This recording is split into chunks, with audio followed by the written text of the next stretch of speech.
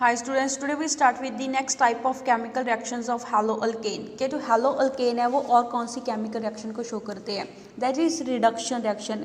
के जो haloalkane है उनकी reduction हो जाती है corresponding alkane के अंदर by variety of reagent, जब हम अलग अलग reagent को यूज़ करते हैं। फर्स्ट इज जब कहता है जो haloalkane है उसकी reaction शो करवाते हैं हाइड्रोजन के साथ in the presence of metal catalyst। metal catalyst हम कौन से यूज़ करते हैं, निकल प्लेटिनम या फिर प्लेटिनम मेटल को एज अ कैटलिस्ट यूज़ करेंगे। हमें इसकी एग्जांपल गिवन दे रखी है। जब कहता है ब्रोमो इथेन हाइड्रोजन के साथ रिएक्शन शो करेगा निकल या फिर प्लेटिनम मेटल की प्रेजेंस में 525 केल्विन टेम्परेचर के ऊपर। उस दौरान कहता है जो ब्रोमाइड आयन है इसकी जगह हाइड्रोजन लग जाएगा, एज इथेन की फॉर्मेशन होगी एंड यहाँ से जो ब्रोमाइड आयन बाहर निकला है वो दूसरे हाइड्रोजन के साथ मिलकर बाई प्रोडक्ट कौन सा देगा, HBr देगा। नेक्स्ट इज जब कहता है हैलोअल्केन की रिएक्शन शो करवाते हैं जिंक कॉपर कपल के साथ एंड इथाइल अल्कोहल के साथ, उस दौरान ये रिएक्शन कैसे प्रोसीड होती है। फर्स्ट कहता है जो जिंक कॉपर कपल है वो इथाइल अल्कोहल के साथ रिएक्शन शो करके क्या देता है, जिंक एथोक्साइड देगा, साथ में नेसेंट हाइड्रोजन देगा। कहता है इसी नेसेंट हाइड्रोजन के कारण ये रिडक्शन रिएक्शन को शो करता है। दैट इज कहता है जो ब्रोमो इथेन की इस नेसेंट हाइड्रोजन के साथ रिएक्शन शो कराएंगे। ये नेसेंट हाइड्रोजन कहाँ से आई है, zinc copper couple and ethyl alcohol से आई है। उस दौरान कहता है ब्रोमो इथेन की रिडक्शन होकर इथेन की फॉर्मेशन होती है, साथ में HBr मिलता है। ऐसे हमें और एग्जांपल गिवन दे रखी है, दैट इज 2 ब्रोमो ब्यूटेन। इसकी रिएक्शन शो करवाते हैं जिंक कॉपर कपल के साथ एंड इथाइल अल्कोहल के साथ। उस दौरान हमारे पास अल्केन कौन सा मिलेगा, ब्यूटेन की फॉर्मेशन होगी, साथ में HBr बाई प्रोडक्ट मिलेगा। नेक्स्ट इज जब कहता है जो हैलोअल्केन है वो हाइड्रोआइडिक एसिड के साथ रिएक्शन शो करते हैं रेड फास्फोरस की प्रेजेंस में, तब भी उसकी रिडक्शन होगी। दैट इज जैसे हमें यहाँ पे इसकी एग्जांपल गिवन दे रखी है, हमने क्या यूज़ करा है, आइडो इथेन को यूज़ करा है। किसके साथ रिएक्शन शो करवा रही हैं, हाइड्रोआइडिक एसिड के साथ रिएक्शन शो करवा रहे हैं रेड फास्फोरस की प्रेजेंस में। उस दौरान कहता है हमारे पास जो आइडो इथेन है इसकी रिडक्शन होकर इथेन मिलता है एंड साथ में आयोडीन मिलता है। कहता है ऑल्सो जो रिडक्शन है हैलोअल्केन की उसको हम जिंक HCl की प्रेजेंस में भी करवा सकते हैं, या फिर टिन HCl की प्रेजेंस में करवा सकते हैं, या फिर लिथियम अल्मीनियम हाइड्राइड को as a reducing agent use कर सकते हैं, या फिर सोडियम बोरोहाइड्राइड को भी as a reducing agent use करके उनकी रिडक्शन रिएक्शन है वो करवा सकते हैं। नेक्स्ट ये कौन सी रिएक्शन शो करते हैं, दैट इज़ रीअरेंजमेंट रिएक्शंस। जब कहता है जो हैलोअल्केन है उसको हीट करते हैं 573 केल्विन टेम्परेचर के ऊपर या फिर लो टेम्परेचर के ऊपर in the presence of anhydrous aluminium chloride, ये यहाँ पे एज अ कैटलिस्ट का काम करता है। उस दौरान कहता है जो हैलोअल्केन है उनकी रीअरेंजमेंट हो जाती है एंड ये क्या बना लेंगे, आइसोमेरिक हैलोअल्केन बना लेते हैं। इस रिएक्शन को हम क्या बोलते हैं, आइसोमरिज्म रिएक्शन बोलते हैं। जैसे हमें यहाँ पे रिएक्शन गिवन दे रखी है 1 क्लोरोप्रोपेन की एनहाइडस अल्मीनियम क्लोराइड के साथ 573 केल्विन टेम्परेचर के ऊपर। उस दौरान कहता है हमारे पास क्या होती है, जो 1 क्लोरोप्रोपेन है ये अपनी रीअरेंजमेंट कर लेगा। दैट इज़ कहता है जो क्लोरो ग्रुप है ये जाके कहाँ पे लग जाएगा, सेकंड पोजीशन के ऊपर लग जाएगा, वहाँ पे 2 क्लोरोप्रोपेन की फॉर्मेशन होगी। ऐसे कहता है हमारे पास जो 1 ब्रोमो ब्यूटेन है इसके भी जब रिएक्शन शो करवाएंगे एनहाइडस अल्मीनियम क्लोराइड के साथ 573 केल्विन टेम्परेचर के ऊपर। उस दौरान कहता है जो ब्रोमो ग्रुप है ये अपनी पोजीशन को चेंज कर लेगा एंड प्रोडक्ट क्या मिलेगा, 2 ब्रोमो ब्यूटेन की फॉर्मेशन होती है। तो इस रिएक्शन को हम क्या बोलेंगे, आइसोमरिज्म रिएक्शन बोलेंगे। अगर कहता है हमारे पास कोई भी हाइड्रोजन एटम है एडजेसेंट कार्बन के ऊपर प्रेजेंट ना हो, दैट इज कहता है जो हमारे पास यहाँ पे क्या चीज़ हो रही है कि जिस कार्बन के साथ हैलोजन जुड़ा है उसके एडजेसेंट कार्बन का हाइड्रोजन है उसके साथ ये क्या कर लेता है, रीअरेंजमेंट कर लेगा। अगर कहता है इसके साथ वाले कार्बन एटम के ऊपर कोई भी हाइड्रोजन एटम प्रेजेंट ना हो, उस दौरान कहता है जो रीअरेंजमेंट है वो कैसे होगी, मिथाइल ग्रुप की माइग्रेशन से होगी। जैसे हमें यहाँ पे इसकी एग्जांपल गिवन दे रखी है, that is 1 chloro 2 di methyl propane. जब इसकी रिएक्शन शो करवाते हैं अल्मीनियम क्लोराइड के साथ 573 केल्विन टेम्परेचर के ऊपर। उस दौरान कहता है यहाँ पे हमें रिएक्टेंट साइड के ऊपर क्या शो हो रहा है कि इसके एडजेसेंट कार्बन के ऊपर कोई भी हाइड्रोजन प्रेजेंट नहीं है, तीनों के तीनों क्या जुड़े हैं, मिथाइल ग्रुप जुड़े हैं। तो कहता है यहाँ पे क्या होगा, मिथाइल ग्रुप माइग्रेट करेगा। दैट इज़ कहता है जो क्लोरीन है उसकी जगह मिथाइल आ जाएगा एंड मिथाइल की जगह क्या आ जाएगा, क्लोरो ग्रुप आ जाएगा। एज 2 क्लोरो 2 मिथाइल ब्यूटेन की यहाँ पे क्या होगी, फॉर्मेशन होगी। नेक्स्ट टॉपिक है हमारा, आगे हम पढ़ेंगे केमिकल प्रॉपर्टीज़ ऑफ हैलोअरीन्स के जो हैलोअरीन है वो कैसी केमिकल प्रॉपर्टीज़ को शो करते हैं। कहता है जो हैलोअरीन है वो केमिकली लेसर रिएक्टिव होते हैं एज़ कंपैरिजन टू हैलोअल्केन के। कहता है इनकी जो लो रिएक्टिविटी है हैलोअरीन की एज़ कंपैरिजन टू हैलोअल्केन के, उसके कुछ रीजंस होते हैं। First is resonance effect. कहता है हैलोअरीन के अंदर जो इलेक्ट्रॉन पेयर होता है हैलोजन एटम के ऊपर वो कॉन्जुगेशन को शो कर देगा with pi electron of the ring. कहता है रिंग के अंदर जो पाई इलेक्ट्रॉन होते हैं उसके साथ कहता है जो हैलोजन के ऊपर इलेक्ट्रॉन का पेयर है ये कॉन्जुगेशन को शो कर देगा। एज रिजल्ट कहता है वहाँ पे फॉलोइंग रेजोनेटिंग स्ट्रक्चर है वो पॉसिबल होते हैं। जैसे हमें यहाँ पे इसकी एग्जांपल गिवन दे रखी है, दैट इज़ कहता है अगर बेंजीन रिंग के ऊपर एक क्लोरो ग्रुप जुड़ा हो उस दौरान कहता है हैलोजन के ऊपर क्या होते हैं, लोन पेयर प्रेजेंट होते हैं। ये कहता है जो इलेक्ट्रॉन का पेयर है ये क्या करेगा, रिंग के साथ कॉन्जुगेशन को शो कर देगा। तो वहाँ से हमारे पास ये वाले सभी पॉसिबल रेजोनेटिंग स्ट्रक्चर है वो हम क्या कर सकते हैं, ड्रॉ कर सकते हैं। कहता है रेजोनेंस होने के कारण डीलोकलाइजेशन हो जाती है इलेक्ट्रॉन की ऑन कार्बन क्लोरीन बॉन्ड, जिसके कारण कहता है हमारे पास क्या हो जाएगा, पार्शियल डबल बॉन्ड करेक्टर आ जाएगा। जैसे हमें कहता है कहाँ से पता चलता है, जो third, fourth and fifth resonating structure है कहता है इनमें कार्बन एंड क्लोरीन के बीच में क्या है, पार्शियल डबल बॉन्ड आ रहा है। एज अ रिजल्ट कहता है जो बॉन्ड की क्लीवेज है हैलोअरीन के अंदर करना वो क्या हो जाएगा, डिफिकल्ट हो जाएगा, बिकॉज पार्शियल डबल बॉन्ड इसके अंदर प्रेजेंट है एज कंपैरिजन टू हैलोअल्केन के।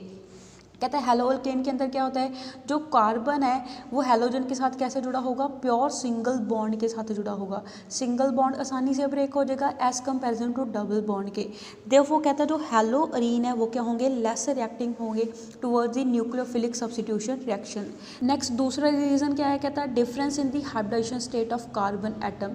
कि जो कार्बन हैलोजन का बॉन्ड है हैलोअरीन एंड हैलोअल्केन में, दोनों में कहता है कार्बन एटम की हाइब्रिडाइजेशन डिफरेंस होती है, जिसके कारण जो हैलोअरीन है वो लेसर एक्टिव होते हैं एज कंपैरिजन टू हैलोअल्केन के।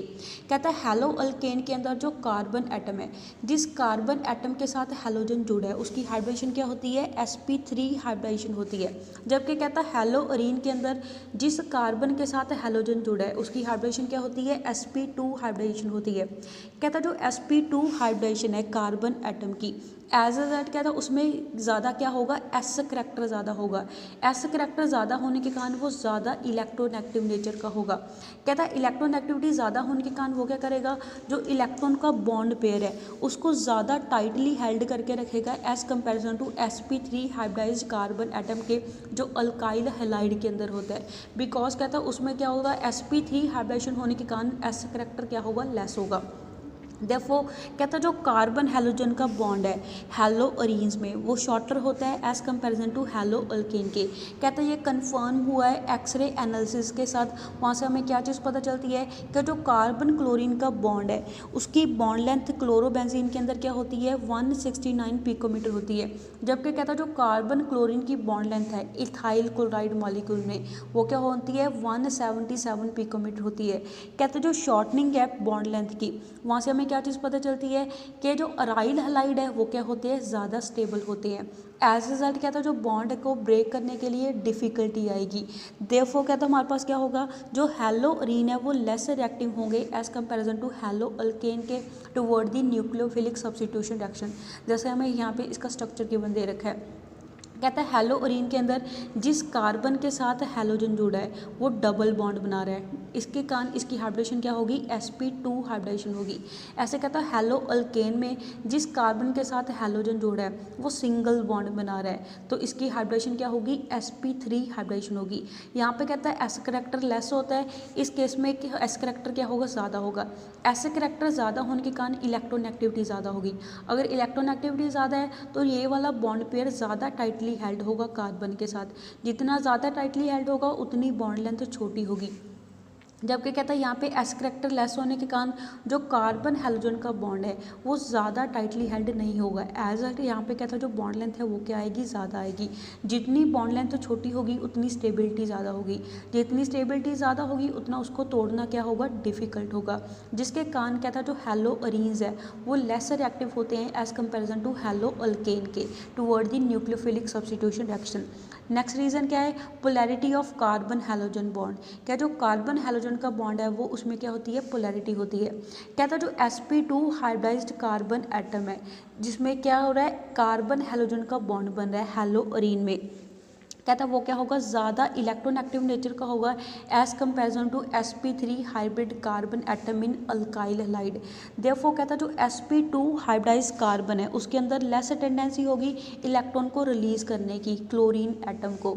एंड कहता है जो कार्बन क्लोरीन का बॉन्ड है अराइल हैलाइड में वो क्या होगा, लेस पोलर नेचर का होगा as comparison to alkyl halide के।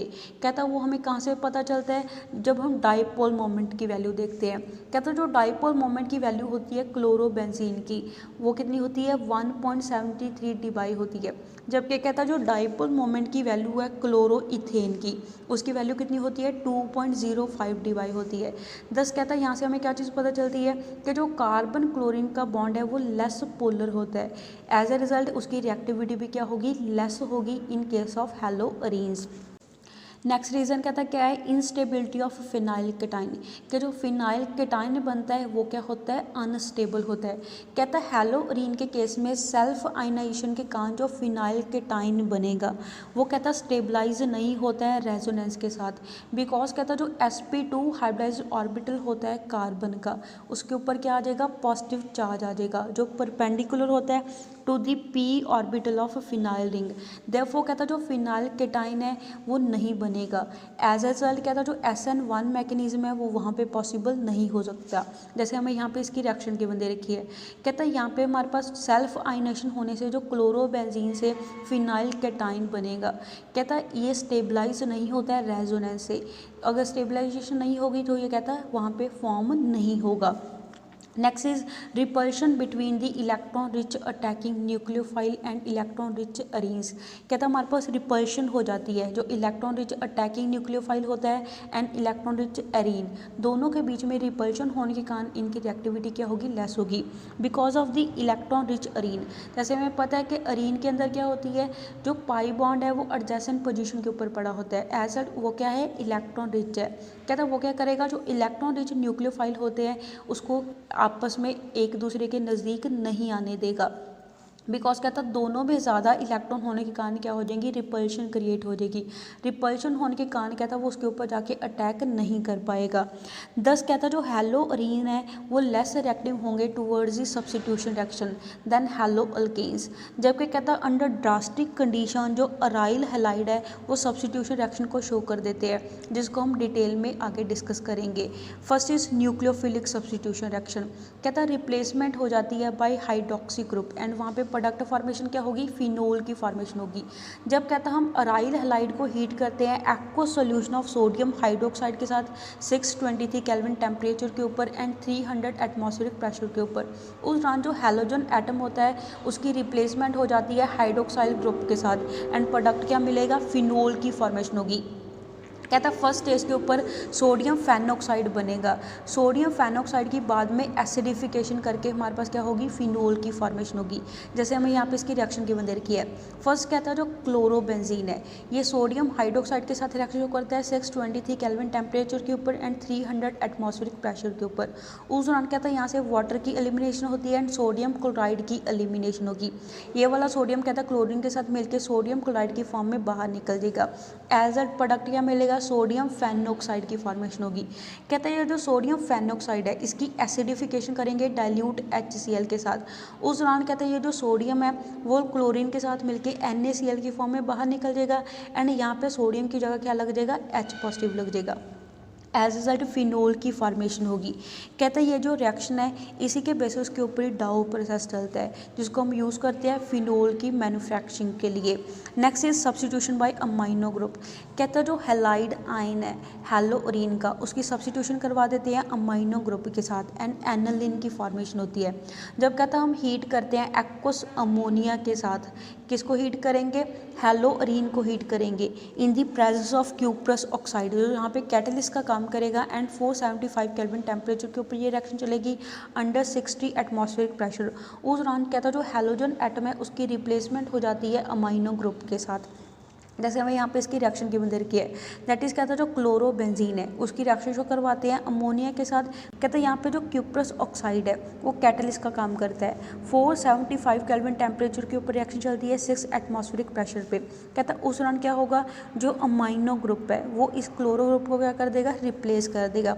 दैट इज़ एनालिन की फॉर्मेशन होगी, साथ में क्यूप्रस क्लोराइड मिलेगा एंड वाटर की फॉर्मेशन होगी। So that's all for today. Stay home, stay safe, thank you.